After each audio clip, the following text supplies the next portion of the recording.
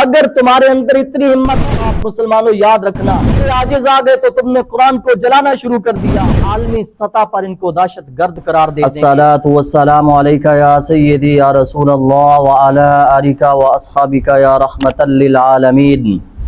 میرے آقا صلی اللہ علیہ وسلم کا فرمان علی شان ہے، حضرت جبیر بن مطعم رضی اللہ تعالیٰ عنہ سے حدیث پاک مروی ہے، کہتے ہیں کننا مع النبی صلی اللہ علیہ وسلم بالجوفہ، ہم آقا علیہ الصلوۃ والسلام کے ساتھ مقام جوفہ پر تشریف فرما تھے۔ میرے آقا صلی اللہ علیہ وسلم نے صحابہ سے پوچھا الیس تشہدون اللہ الہ الا اللہ وانی رسول اللہ وَأَنَّ الْقُرْآنَ جَاءَ مِنْ عِنْدِ اللَّهِ۔ میرے آقا صلی اللہ علیہ وسلم نے صحابہ سے 3 گواہیاں مانگی۔ میرے آقا نے فرمایا اے صحابہ، اے میری امت، کیا تم گواہی نہیں دیتے کہ اللہ کے سوا کوئی عبادت کے لائق نہیں اور میں اللہ کا رسول ہوں اور قرآن اللہ کی طرف سے آیا ہے؟ اب یہ گواہی میرے آقا صلی اللہ علیہ وسلم لے رہے تھے اور مصطفیٰ کے صحابہ دے رہے تھے۔ میرے آقا نے پوچھا کیا گواہی نہیں دیتے کہ اللہ کے سوا کوئی عبادت کے لائق نہیں، میں اللہ کا سچا رسول ہوں؟ وَأَنَّ الْقُرْآنَ جَاءَ مِنْ عِنْدِ اللَّهِ، اور یہ جو قرآن ہے یہ اللہ کی طرف سے آیا ہے۔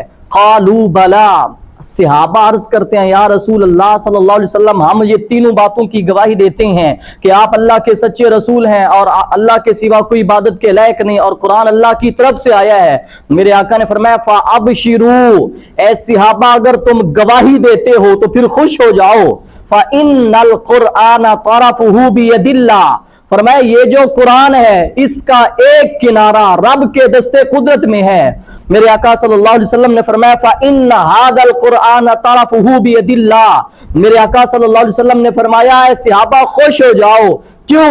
فرمایا کیونکہ قرآن کا ایک کنارہ رب کے دستے قدرت میں ہے۔ وَطَرَفُهُ بِأَيْدِيكُمْ، فرمایا اور جو دوسرا کنارہ ہے وہ تمہارے ہاتھوں میں ہے۔ فَتَمَسَّكُوا بِهِ، فرمایا جو کنارہ تمہارے ہاتھوں میں ہے اس کو مضبوطی سے تھامنا ہے۔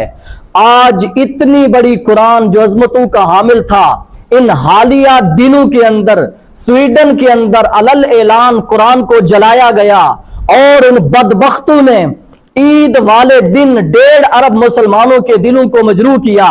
ہم نے کبھی سوچا یہ ہمارے ساتھ کیوں ہوتا ہے؟ اے مسلمانوں، یہ وجہ کیا ہے؟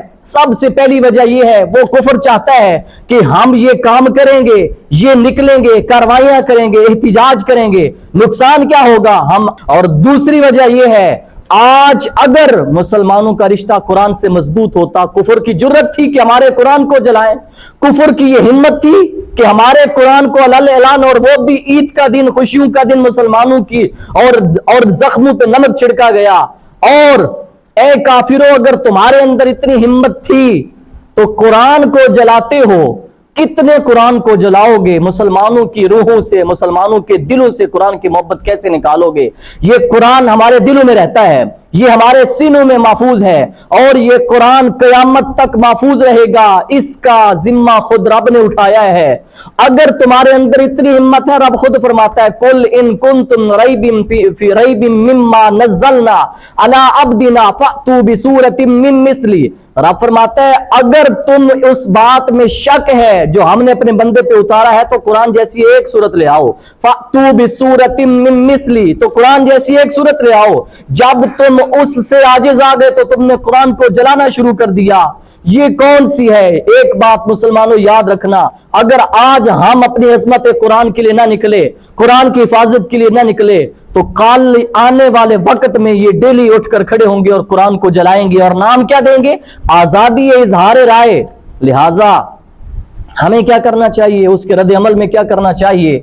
ہمیں یہ کرنا چاہیے ہر مسلمان قرآن کو اٹھائے اور قرآن کو سینے سے لگائے، سینے سے لگا کر قرآن کو کھول کر رب سے یہ وعدہ کرے یا اللہ آج کے بعد تیرے قرآن کی حفاظت کروں گا اور اس قرآن پہ عمل کروں گا۔ انشاءاللہ جس دن ہر مسلمان یہ قرآن سے وفا کرے گا، قرآن سے وعدہ کرے گا، اس دن کفر نیست و نابود ہو جائے گا۔ باقی قرآن یہ تو درخشندہ ستارہ ہے، یہ تو قیامت تک ایک نور ہے جو چمکتا نظر آئے گا، کیونکہ رب فرماتا ہے ہم نے مومنوں کے لیے ایک نور بھیجا ہے، ایک کتاب بھیجی ہے، وہ ہے قرآن مجید۔ تو دعا ہے اللہ تبارک و قرآن کی حفاظت کرنے کی توفیق عطا فرمائے۔